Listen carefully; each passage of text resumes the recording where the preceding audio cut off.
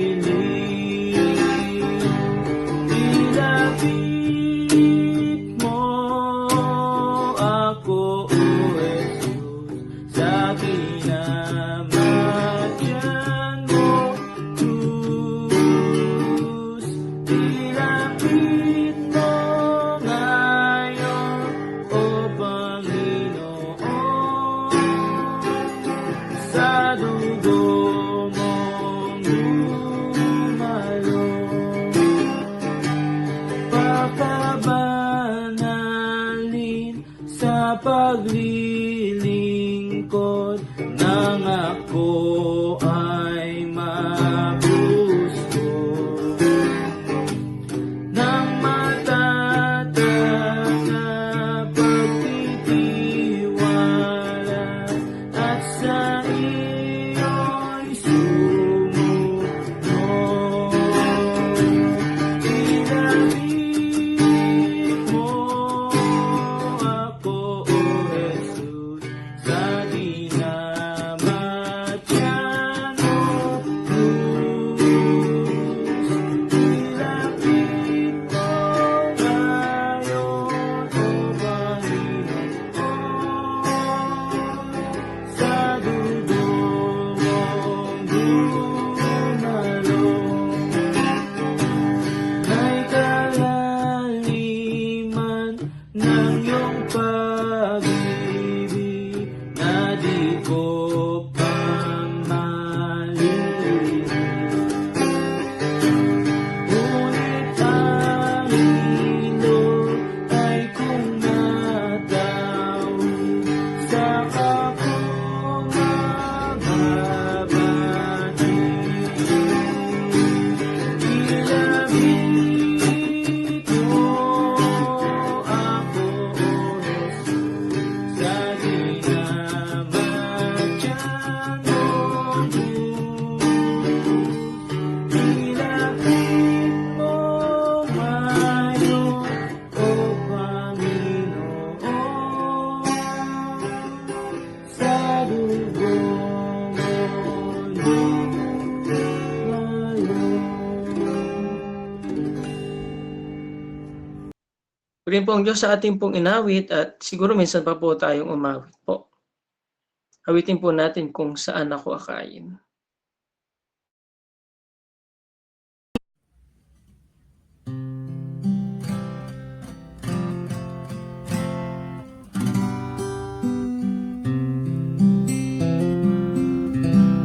Si Jesus ay tumatawag, ito ang isip na sa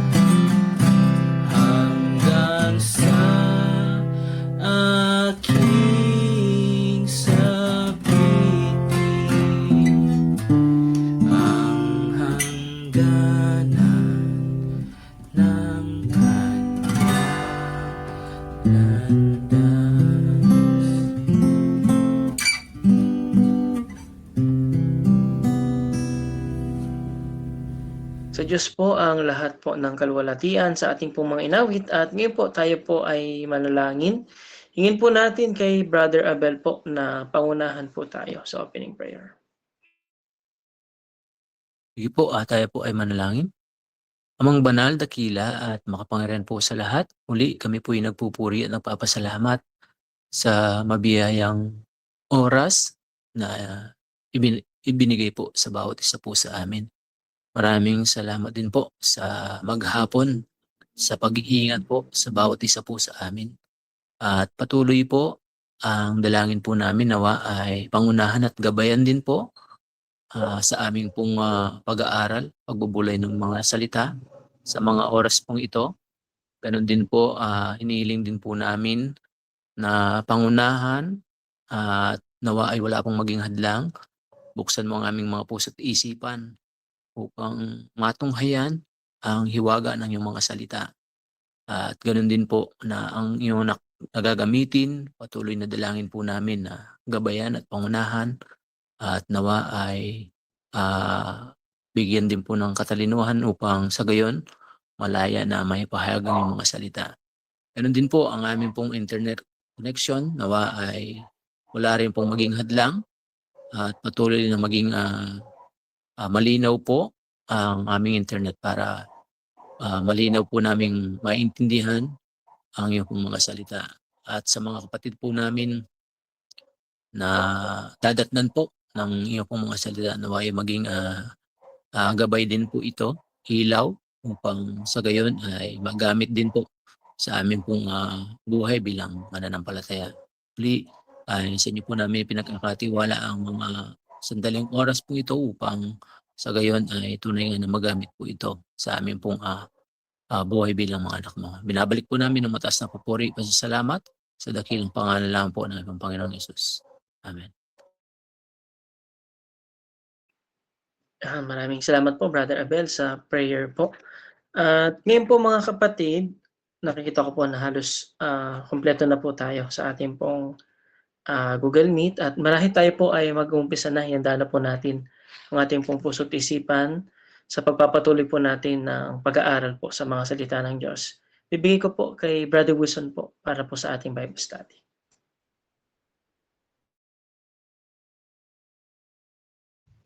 Okay, magandang gabi po mga kapatid at tulad po ng nasabi ni Brother Anthony na tayo po ay magpapatuloy sa ating pong pag-aaral sa aklat ng Timoteo. Kung di po ako nagkakamali, ay nandito na po tayo sa chapter 6 at ngayon po ay ating pong tatalakayin ang verse 11 hanggang verse 16 po.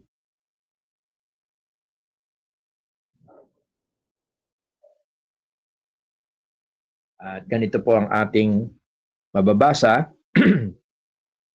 Datapwat ikaw, o tao ng Diyos, tumakas ka sa mga bagay na ito at sumunod ka sa katuwiran, sa kabanalan, sa pananampalataya, sa pag-ibig, sa pagtitiis, sa kaamuan. Makipagbaka ka ng mabuting pakikipagbaka ng pananampalataya.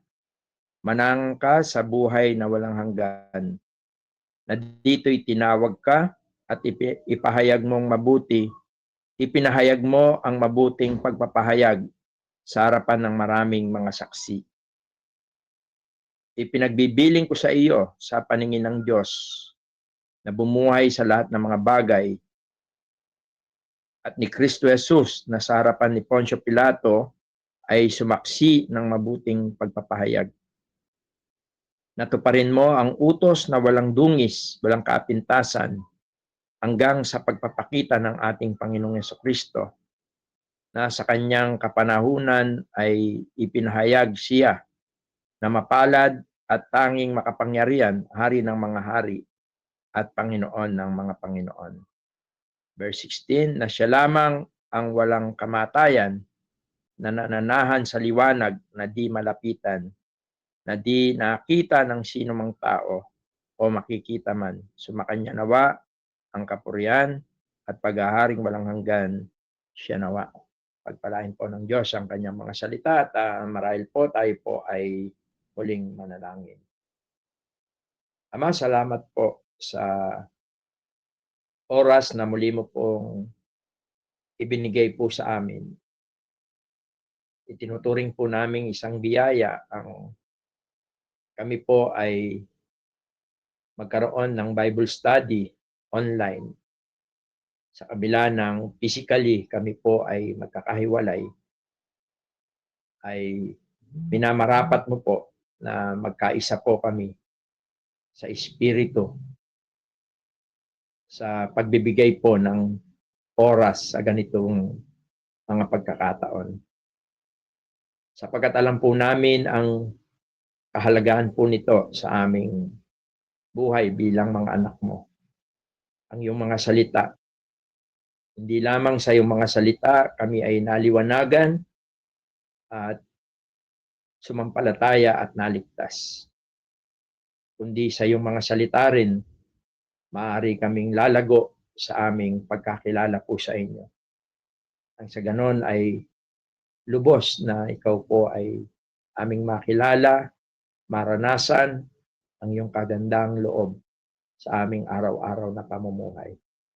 Kaya sa mga sandali pong ito, O Diyos, kami po ay lubos na nagtitiwala po sa inyo, nagpapasako po sa inyo, at kinikilala po na sa aming mga sariling karunungan ay hindi po namin maaabot ang kahulugan ng iyong mga salita. Subalit sa kapangyarihan ng iyong Espiritu Santo na ipinagkaloob mo po sa amin, na siyang tunay na nagtuturo at nagbibigay ng liwanag sa bawat isa po sa amin upang ang iyong mga salita ay tunay na maging kapaki-pakinabang sa aming pong buhay.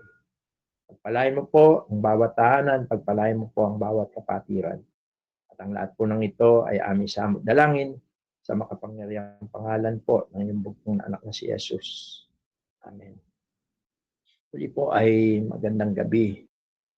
At sa mga nagdaang pag-aaral po natin, nakita po natin na ang mga tuntunin o instruction ni Apostol Pablo kay Timoteo ay nakasentro sa mga kapatiran mula sa mga kabataan, na mga lalaki at babae, sa mga kababaihan, maging ito man ay balo, at sa mga matatanda, sa mga kalalakihan, maging ito man ay balo rin, ay binigyan diin ni Apostol Pablo ang pagbibigay ng pangangalaga sa mga bawat kapatiran sa loob ng iglesia. Subalit sa bahaging ito ay nakasentro naman ang paalaala o ang instruction ni Apostol Pablo, walang iba kundi kay Timoteo. Kaya sabi niya, datapwat ikaw, yung pong ikaw, ito po ay nakasentro kay Timoteo sapagkat ang sulat ni Pablo ay naka-address kay Timoteo. At sabi niya, at ito ay tinawag niya si Timoteo na, o tao ng Diyos. Sabi niya. Kaya po, hindi po title yon, hindi rin, kundi yon ay isang, sabi nga ng mga nag-aaral sa Biblia, na yung man of God o yung tao ng Diyos, ito ay ang siyang naging kalagayan natin. Ito isang biyaya na natamo natin dahil po sa ating Panginoong Jesucristo nang tayo po ay sumampalataya. At yun ang binibigyan diin ni Pablo kay Timoteo na sinabi niya, datapwat ikaw, o tao ng Diyos. Although sa English ginamit niya, but thou, o man of God, no? Although ito po ay directly nakatuon kay Timoteo bilang isang young leader sa church. Pero ito rin po ay tumutukoy sa bawat isa, maging mga lalaki at babae, sapagkat tayo ay tunay na tao ng Diyos. Kaya yung man of God dito ay isa siyang generic, no? Hindi ibig sabihin man ay ang tanging ang mga kalalakihan lang ang mga tao ng Diyos, no? Ang bawat isa po na tunay na sumampalataya sa ating Panginoon, tayo po ay naging mga anak ng Diyos, tayo ay naging pamilya ng Diyos, tayo ay tao ng Diyos. At yan po ay tumutukoy sa lahat ng sumasampalataya. Kaya ito pong mga bahagi ng mga paalaala ni Pablo kay Timoteo ay hindi lamang personal kay Timoteo, kundi ito ay tumutukoy din po sa bawat isa po sa atin. Katunayan, sa 2 Timothy, minsan pang nabanggit yung dito sa verse 17 ng ikalawang Timoteo, chapter 3, verse 17, 2 Timothy, ang sabi rito, gusto ko na rin basahin yung verse 16, sabi po, ang lahat ng mga kasulatan na kinasiyan ng Diyos ay mapapakinabangan din naman sa pagtuturo, sa pagsansala, sa pagsaway, sa ikatututo na nasa katuwiran upang ang tao ng Diyos ay maging sakdal, tinuruang lubos sa lahat ng mga gawang mabuti.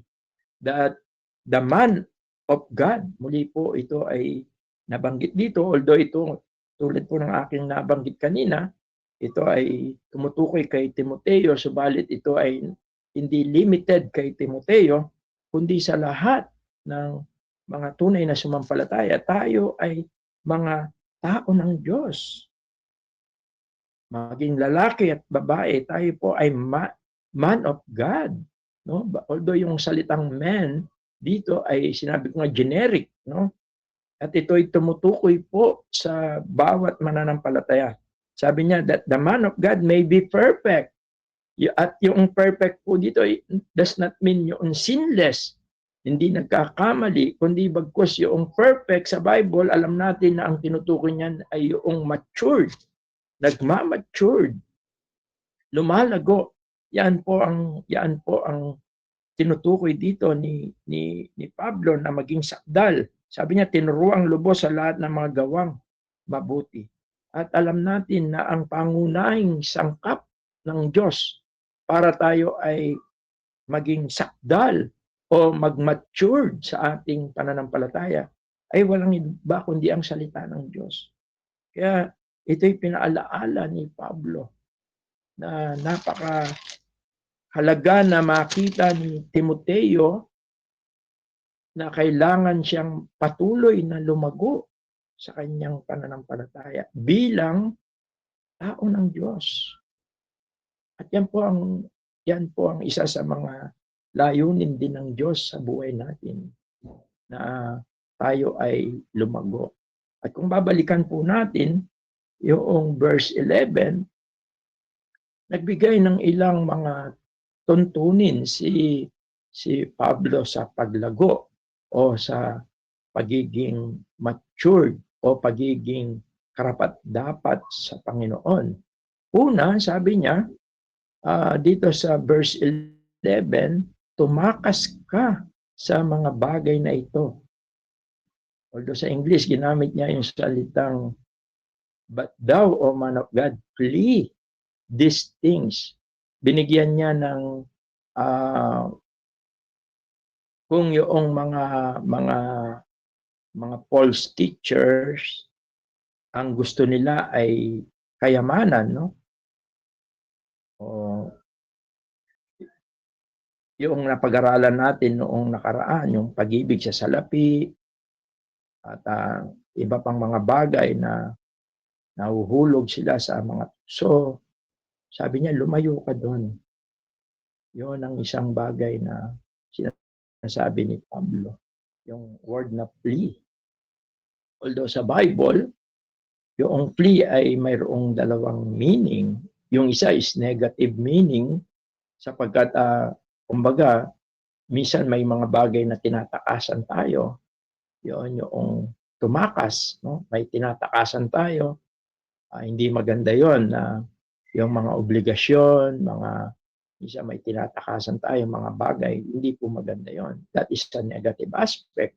Pero meron naman positive aspect at marahil yun yung gusto ni Pablo. Tulad halimbawa ni Joseph, siya ay tumakas nung siya ay tinutokso ng asawa ng Paraon. Doon sa Genesis chapter 39, verse 12 siguro ay mababasa natin bilang ating supporting verse dito sa positive aspect ng salitang flee. Ganito po ang ating mababasa. Genesis 39 verse 12. Sabi, at siya'y pinigilan niya sa kanyang suot na sinasabi, sipingan mo ako, at iniwan niya ang kanyang suot sa kamay niya at tumakas at lumabas. And she caught him by his garment, saying, lie with me. And he left his garment in her and fled and got him out. Kaya ito po yung positive aspect. Although yung salitang flee, marami siyang kalintulad o yung tinatawag na synonyms o yung related na terms tulad noong run away, run from, o escape, no? Take flight. Yun yung makikita natin na mga word. Depart, retreat. Yun po yung, at sa Bible ay maraming mga bagay na gusto ng Panginoong Diyos na tayo ay tumakas sa pagsamba sa Diyos-Diyosan.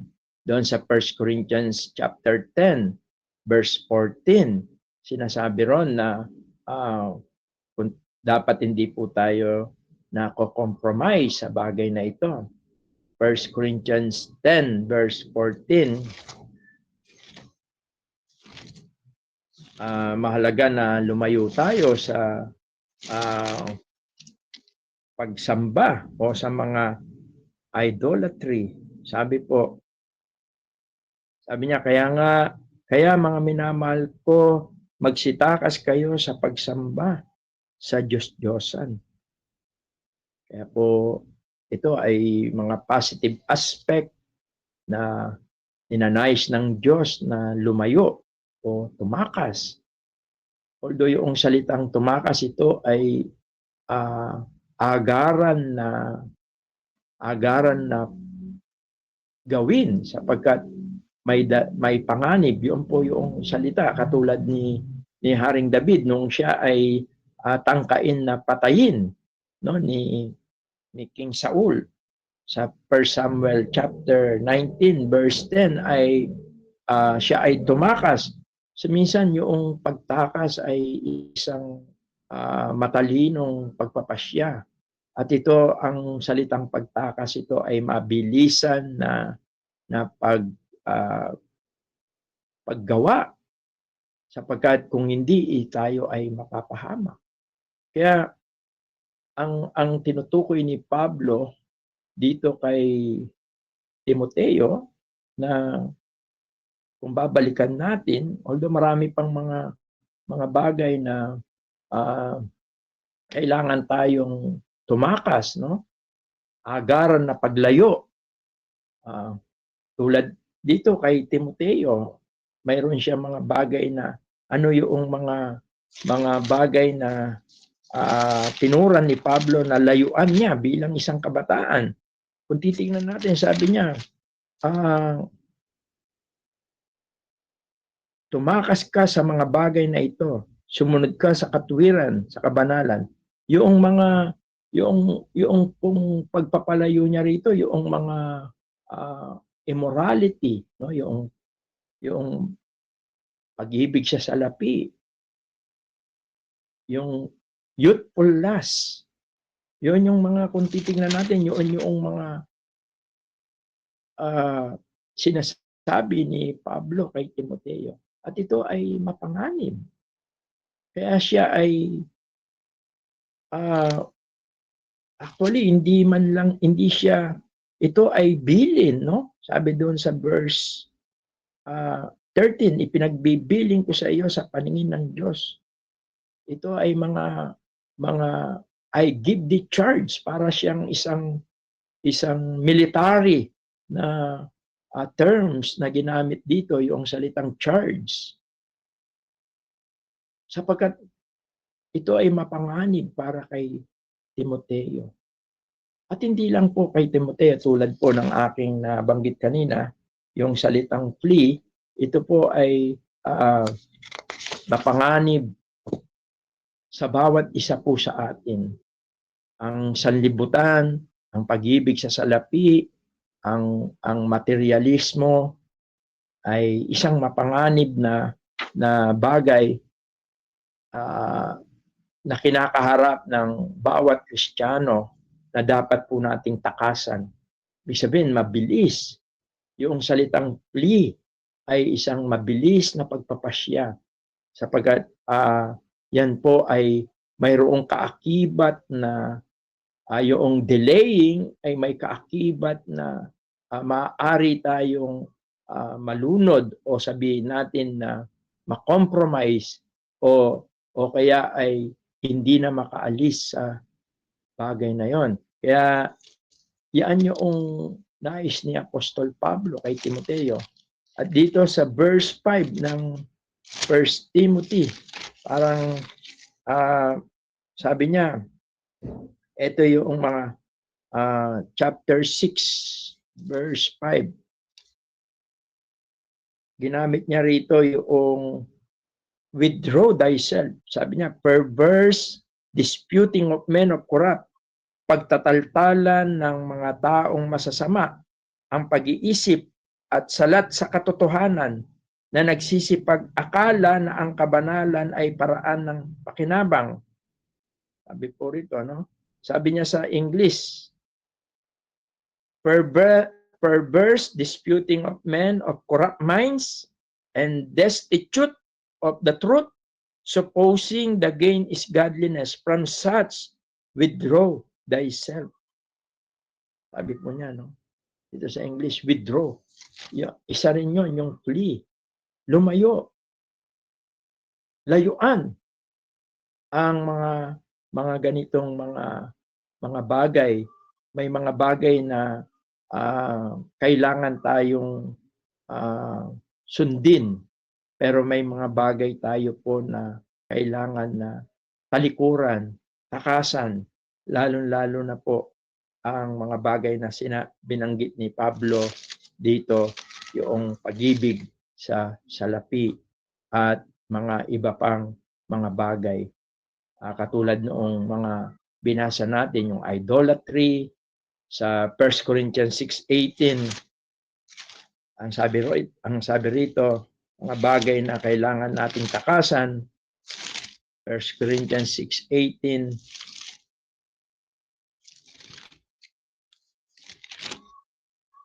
Ang sabi po, magsitakas kayo sa pakikiapid.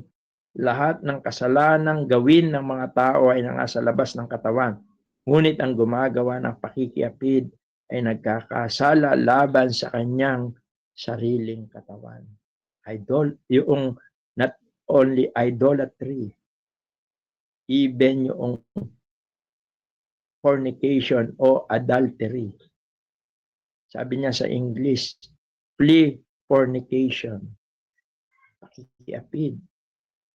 At marami pang mga bagay na dapat po natin na takasan o hiwalayan, o sabihin natin na kailangan nating takbuhan, no? Iwanan. Yun yung mga bagay na pinapakita po rito. Kaya minsan hindi lahat po ng unity ay mabuti, no? Ay nagkakaisa. Hindi naman lahat ng paghihiwalay ay pangit. Minsan meron talaga kailangan tayong mag-separate, umiwalay, no? Dapat bilang mga anak ng Diyos, bilang mga tao ng Diyos, dapat meron tayong stand. Lalo na doon sa mga tinatawag nating false doctrine. Saka yung mga godless practices. Yung mga practices na hindi talaga nagdadala ng kabanalan. Minsan kailangan natin talagang humiwalay. At yun yung salitang flee. Minsan, meron tayong kailangang hiwalayan ng mga kapatiran o mga tao, hindi dahil may prejudice, no, o parang hindi ayaw natin sa kanila, kundi minsan nakikita natin yung mga carnal spirit, no, yung may carnality. Kailangan ay lumalayo tayo sa bagay na yon. At yun ang isang bagay na pinaalaala ni Pablo kay Timoteo bilang mga tunay na anak ng Diyos.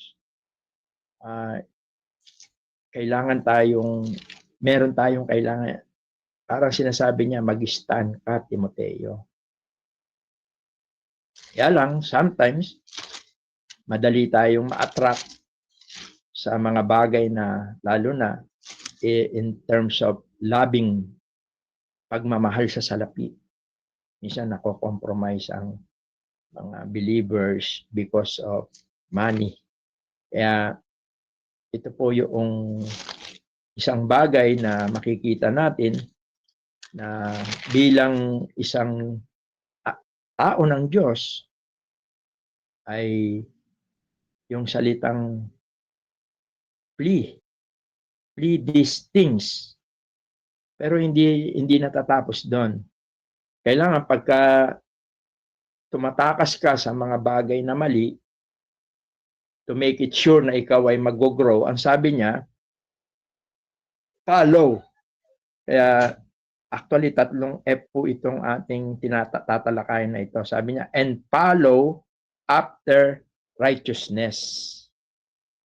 Yun po yung salitang follow, sumunod. Kasi po yung separation na yung humihiwalay ka, pero wala ka namang ginagawa, o tinatawag na isolation lang yon. Parang nilalayo mo lang yung sarili mo. Subalit, kapag ka ikaw ay lumalayo sa mga bagay na ayaw ng Panginoong Diyos, pero ikaw naman ay nagpapatuloy, sumusunod, yun yung sinasabi ni Pablo kay Timoteo. Flee, but then follow. Sabi niya dito sa verse 11, follow after righteousness. Kaya po, yung righteousness means ito yung buhay natin. Ito yung gusto ng Diyos sa atin. Tamang pamumuhay, yun yung righteousness. Namumuhay ka ayon sa salita ng Diyos. Yun yung sa Tagalog, yung sabi niya, sumunod ka sa katuwiran. At pangalawa, yung sabi niya rito, and follow after righteousness, godliness. Yung godliness, ito yung pagiging maka-Diyos. Yung devotion mo, yung life mo is devoted to God, maka-Diyos. Ang buhay mo ay inuuna ang Diyos. Sabi nga, mahal mo ang Diyos ng buong puso, isip at kaluluwa. Yun yung godliness, pagiging maka-Diyos. Priority mo ang Diyos. Yun ang nais ni Pablo. Lumayo ka, sabi niya, but sumunod ka sa bagay na ito. Yung katuwiran, yung tamang pamumuhay, yung kabanalan o yung godliness, yung pagiging maka-Diyos. No? At pananampalataya, sabi rito. Although sa English, yun yung ginamit niya, righteousness, godliness, faith. Ito yung pagtitiwala sa Diyos. Yung pamumuhay mo ay hindi ka nagtitiwala sa iyong sarili, hindi ka nagtitiwala sa salapi, hindi ka nagtitiwala sa kayamanan, kundi nagtitiwala ka sa Diyos. Yung love dito, ito yung agape love. Nakahanda kang magsakripisyo para sa Diyos, para sa gawain ng Diyos, para sa mga anak ng Diyos.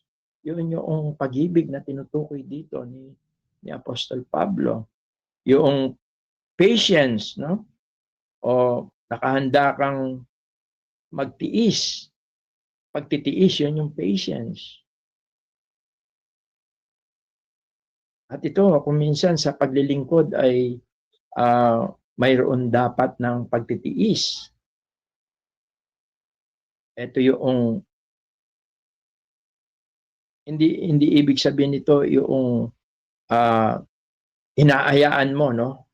Ay, tinitiis mo, inaayaan mo yung masama. Hindi po 'yon. Hindi po ganoon. Hindi yung walang patience ito dahil pinagalitan ako. Hindi po.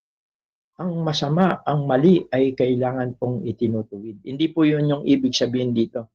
Ang tinutukoy dito yung pagtitiis sa paglilingkod, pagtitiis sa pag-stand sa iyong pananampalataya.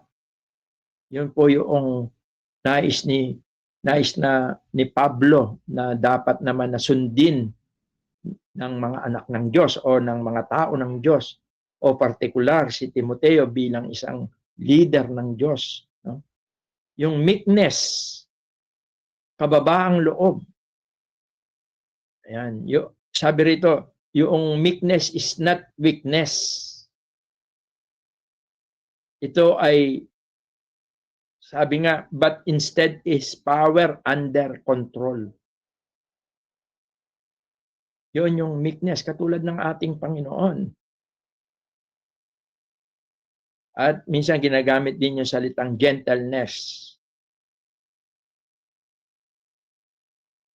At ito po yung mga bagay na dapat naman na sundin, to follow. Flee and then follow. Kasi kung tatalikuran mo lang ang mga bagay na sinabi ni Pablo at kung wala ka rin gagawin, hindi po ito nagdadala ng paglago sa pananampalataya. Hindi sapat yung umiiwas lang tayo. Kailangan din na mayroon po tayong susundin. At alam natin yung salitang follow is discipleship. Ito po ay word na ginamit din sa discipleship. Yung pagsunod sa ating Panginoon. At pangatlo po, hindi lang siya flee, hindi lang yung follow dito sa pinag-aaralan natin, dito sa verse 12 to 16, sabi niya, makipagbaka ka ng mabuting pakikipagbaka ng pananampalataya. Manangan ka sa buhay na walang hanggan, na dito'y tinawag ka at ipinahayag mong mabuti ang pagpapahayag sa harap ng maraming mga saksi. Ipinagbibiling ko sa iyo sa paningin ng Diyos na bumuhay sa lahat ng mga bagay at ni Kristo Jesus na sa harapan ni Poncio Pilato ay sumaksi ng mabuting pagpapahayag. Natuparin mo ang utos na walang dungis, walang kapintasan hanggang sa pagpapakita ng ating Panginoong Jesucristo. Na sa kanyang kapanahunan ay ipinahayag siya na mapalad ang tanging makapangyarihan, hari ng mga hari, Panginoon ng Panginoon. Verse 16, na siya lamang ang walang kamatayan, nananahan sa liwanag na di malapitan, na di nakita ng sinumang tao, o makita man, sumakanya nawa ang kapurihan, paghaharing walang hanggan siya nawa.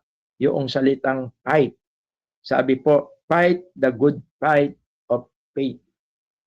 Kaya, ito po yung alam natin na ang tinutukoy po rito ni Pablo sa salitang fight o sabi niya sa Tagalog, makipagbaka. Sapagkat tayo ay, sabi nga sa Ephesians 6:12, nasa spiritual warfare tayo, no? Nasa spiritual na pakikipagbaka tayo doon sa Efeso 6:12 sabi, sapagkat ang ating pakikibaka, although dito ay ginamit sa English yung salitang wrestle, sapagkat ang ating pakikipagbaka ay hindi laban sa laman at dugo, kundi laban sa mga pamunuan, laban sa mga kapangyarihan, laban sa mga namamahala ng kadilimang ito sa sanlibutan, laban sa mga ukol sa espiritu ng kasamaan sa mga dakong kaitaasan. Kaya doon naman sa Hebreo, ginamit yung salitang run with endurance. Inalintulad sa pagtakbo, no? Yung sports na kailangan mong manalo. Yun po yung nais na ni Pablo kay Timoteo na makipagbaka ng mabuting pakikipagbaka. Fight the good fight of faith. Meaning po nito, ang ibig sabihin nito, keep on fighting. Patuloy. Actually, doon daw po nakuha yung word na agonize. Agonize o yung parang paghihirap. At ito raw po ay tumutukoy both doon sa athletic and soldiers na kumbaga ibinibigay yung mabuting pakikipagbaka, ito yung binibigay mo yung pinaka-best mo sa Panginoon. Yun ang nais ni Pablo kay Timoteo na ibigay niya yung best niya, yung makipagbaka ka ng mabuting pakikipagbaka. Ibigay mo yung best mo para kumbaga sa athlete ikaw ay manalo, kumbaga sa soldier ay maipagtanggol mo ang iyong pananampalataya.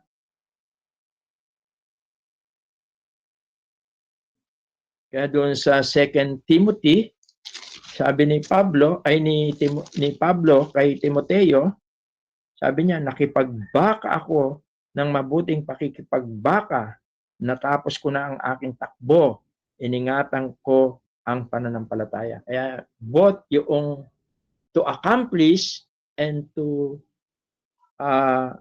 defense. Sabi niya, I have kept the faith. I have finished my course. I have kept the faith. Kaya both po, yung mabuting pakikipagbaka, sometimes ito ay, yun nga yung word na agonize, no? Yung minsan ito ay, yung agonize parang yung naghihirap ka, sinisikap mo, at papatuloy ka, binibigay mo yung best mo, meron kang gustong makamit, at sa kabilang banda, meron ding bagay na kailangan mong ipagtanggol, kailangan mong idepensa. At yan, yung pananampalataya po natin. Hindi po ito yung fight ng between believers.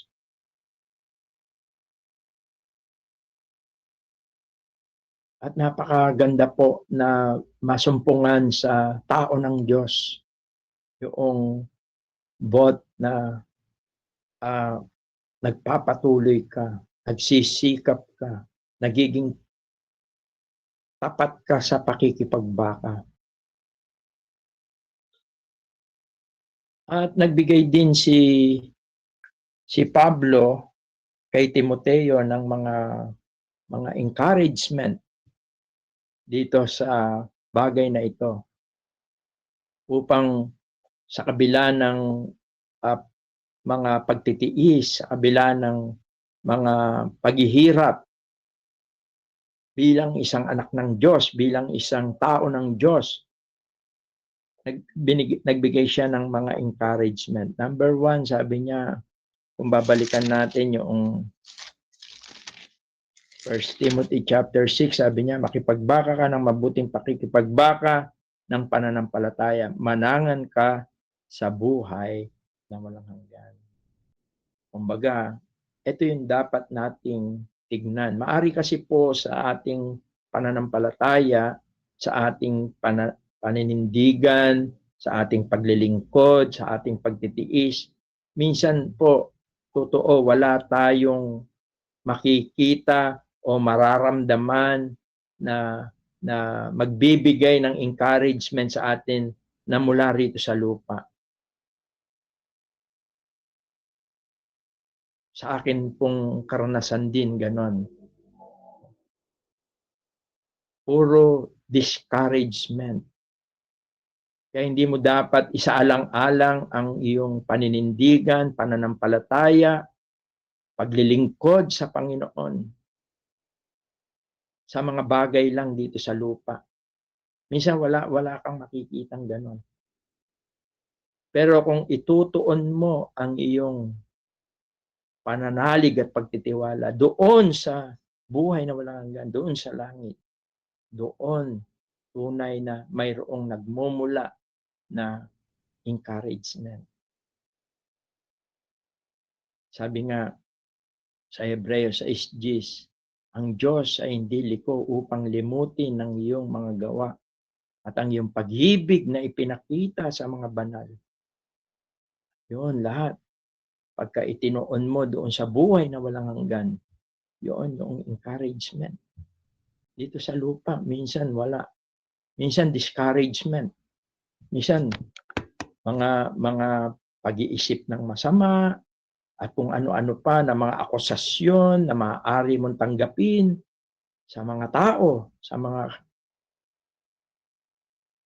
pero dapat itingin mo doon sa buhay na walang hanggan. At hindi lang yon, ang sabi rin dito, sabi niya, manangan ka sa buhay na walang hanggan. Pangalawa, tinawag ka, na dito'y tinawag ka. We have been called by God. Sabi po dito. Thou art also called. At alam po natin na yung called na tinatawag dito, hindi yung gospel calling, no? Yung calling dito, ito yung paglilingkod ni Timoteo. Calling yon. Yung paglilingkod niya ay calling yon.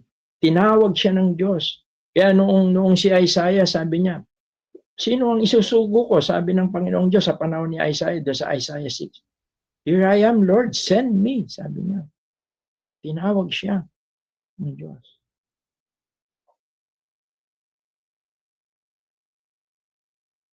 Kaya ang paglilingkod sometimes is calling. Hindi siya self-calling. We are called by God. At dahil tayo tinawag ng Diyos, isang privilege yun. Si Samuel, ilang beses siya tinawag. Hindi niya maunawaan.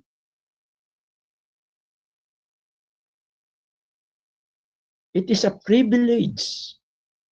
It is a encouragement na isa ka sa tinawag ng Diyos. Anumang paglilingkod na mayroon tayo. At yan yung mga encouragement na nagbibigay kay mga binigay ni Pablo kay Timoteo. May buhay na walang hanggan siya doon sa langit, may mga gantimpala na nakalaan sa kanya. Wala mang appreciation dito sa lupa.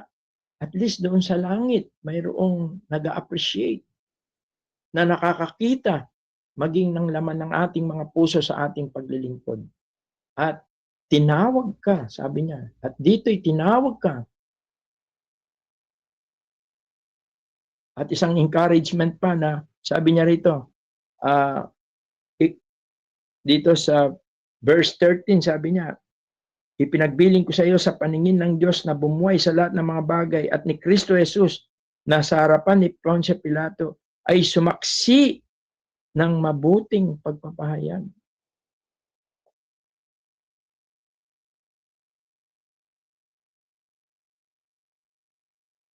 Ang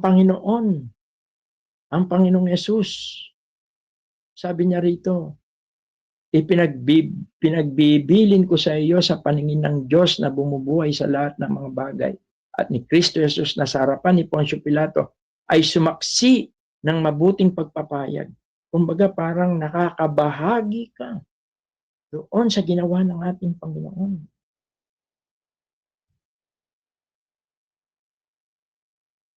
Na siya rin ay nagtiis. Siya ay nakibaka ng may pagtitiis at katapatan sapagkat siya ay sa kabila ng mga kahirapan siya ay sabi roon ay sumaksi, ibig sabihin nagpakita, no? Yung confession, sabi niya, witness a good confession. Yun ay ang ating Panginoon. Although yung salitang I give the charge, sabi niya, ito ay isang military orders, no? Kung saan ay pagbibigay ng bilin.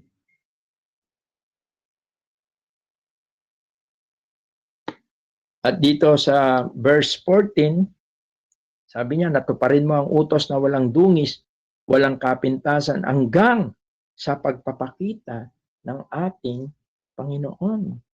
Yung Greek word na appearing, doon galing yung English word na epiphany, which mean a glorious manifestation. Alam natin na darating ang Panginoon. Kaya maganda po samantalahin natin yung ating mga paglilingkod. Yung blessed hope natin. Sabi sa Titus chapter 2, verse 14. Sabi niya na siyang nagbibigay ng kanyang sarili dahil sa atin upang tayo matubos niya sa lahat ng mga kasamaan at malinis niya sa kanyang sarili ang kanyang bayang masikap sa mabuting gawa upang maging kanyang sariling pag-aari. Doon sa verse 13 sabi niya na hintayin yung mapalad na pag-asa at ang pagpapakita ng kalwalatian ng ating dakilang Diyos at tagapagligtas na si Jesucristo. At yun yung mga encouragement, yung buhay na walang hanggan, yung pakikibahagi sa pagiging pagtitiis ng Panginoon, at yung pagpapakita ng ating Panginoon, yung tayo ay tinawag sa paglilingkod. Kaya mahalaga rin na tignan natin kung tayo ay tinatawag. Kung ano man yung paglilingkod na mayroon tayo, ay mahalaga na makita natin na tayo ay tinawag sa bagay na yan, no? Hindi siya hindi pansariling kalooban natin. Kasi hindi tayo pagpapalain ng Panginoon. Kaya napakahalaga na itong mga bagay na ito, no? Mayroon tayong tatlong nakita na paalala ni Pablo kay Timoteo. Pagkatapos ng mga pagbibigay ng paalala kay Pablo na pangalagaan niya ang mga kapatiran, ay mahalaga rin na pangalagaan niya yung kanyang sarili. At siya ay pag-aralan natin yung lumayo sa pag-ibig sa salapi, lumayo sa mga makamundo na mga pagnanais ng mga kabataan.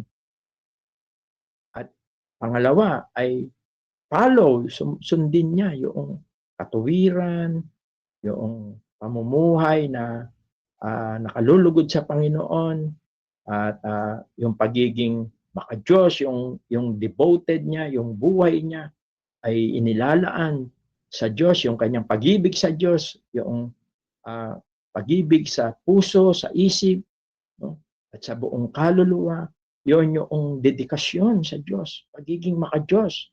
Yon yung kabanalan na tinutukoy at mga bagay-bagay pa na gusto ng Panginoong Diyos na nakita natin kailangan sundin at ganun din maging tapat sa pakikibaka, no? Doon yung fight the good fight of faith. Ito yung nais ng Diyos, hindi lang kay Timoteo kundi sa bawat isa sa atin. Kaya kung titignan natin, kung sa-summarize natin yung pinag-aralan natin, nakita natin yung flee, follow, and fight. Yun yung mga points natin. Ano po ang maganda kung sa tingin natin ang puso natin ay nakatuon sa mga bagay dito sa mundo, o lalo na sa salapi o sa mundo o sa sarili, lumapit po tayo sa Panginoon. Tayo ay lumapit sa Panginoon at tingnan natin ang mga bagay, layuan natin ang mga bagay na ito at simulan po natin na sumunod. Nang sa ganon ay maging tapat tayo sa ating pakikibaka, sa ating pananampalataya sa Panginoon. Let us pray po.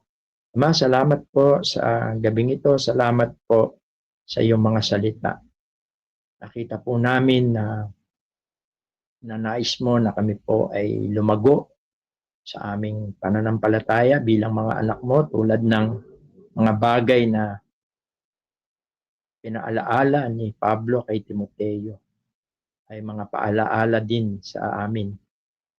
Hindi lang bilang mga naglilingkod, kundi bilang mga anak mo, na dapat po namin layuan ang mga bagay na hindi nakalulugod, hindi po kapagbibigay ng kalwalatian sa iyong harapan, na siyang lalason sa aming pananampalataya, sa aming kaugnayan sa iyo.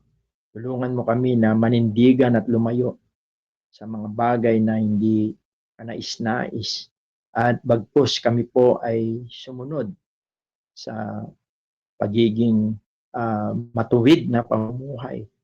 Mas piliin namin ang pagiging maka-Diyos at maging una ka sa lahat ng bagay sa aming mga buhay, at pagiging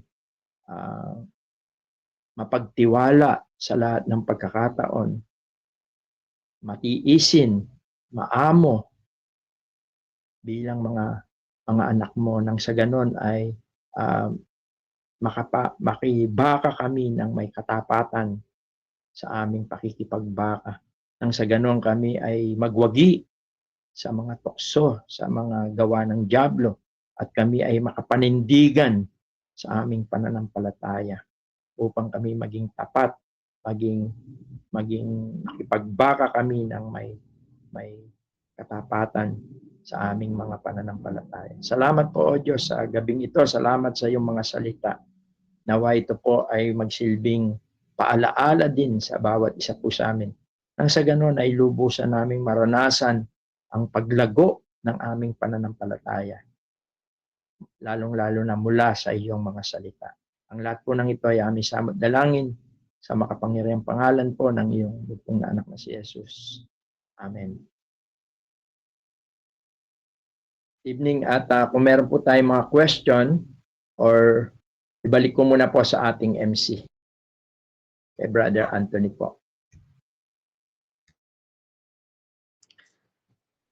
Yan, maraming salamat po sa ating napag-aralan. Purihin po ang Diyos, at maraming salamat po sa ating kapatid. At ngayon po mga kapatid, nasa dako na po tayo ng mga question. Pwede po tayo mag-open ng ating pong microphone. at ng camera para makapagtanong po tayo kung meron po tayong katanungan dito po sa ating napag-aralan po. Sige po, open na po tayo sa question po.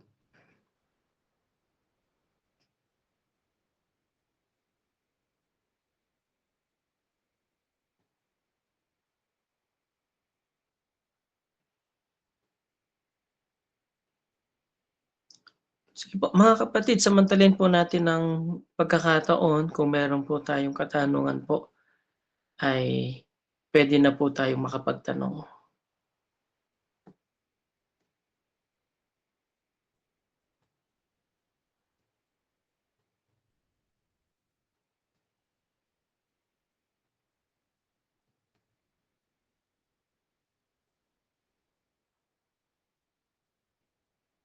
Okay, tinitignan ko rin po yung ating pong FB Live. Mukhang wala rin pong question po. Sige po, last call po mga kapatid kung meron po tayong question po.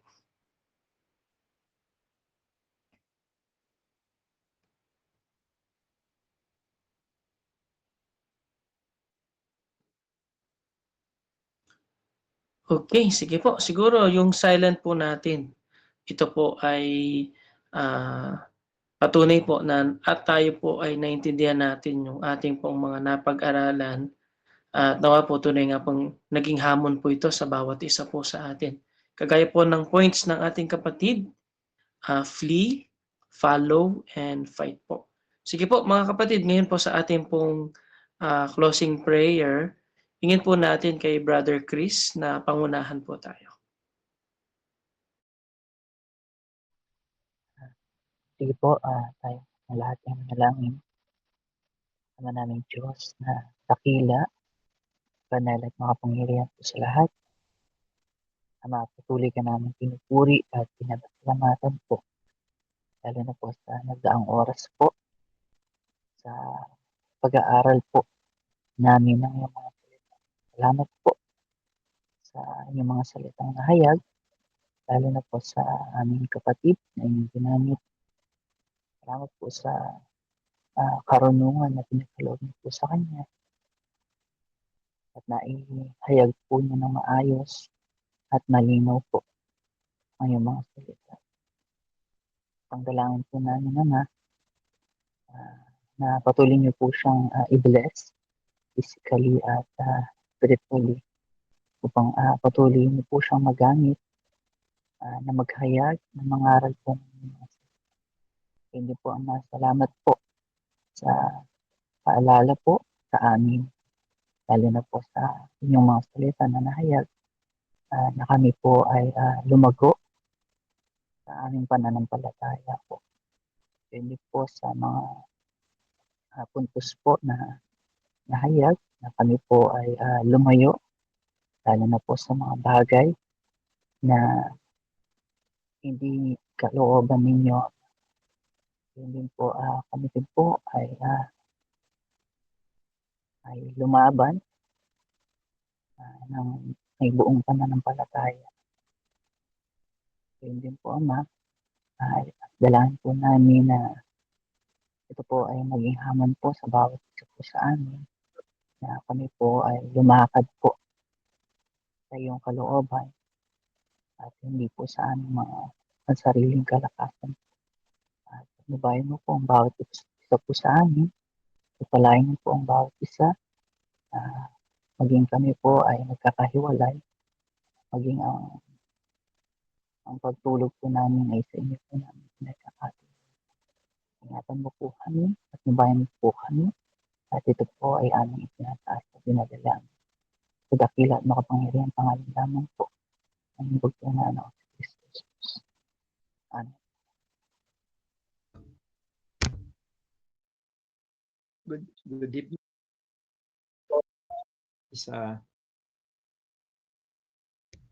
Thank you po. God bless po. Good evening po. God bless po.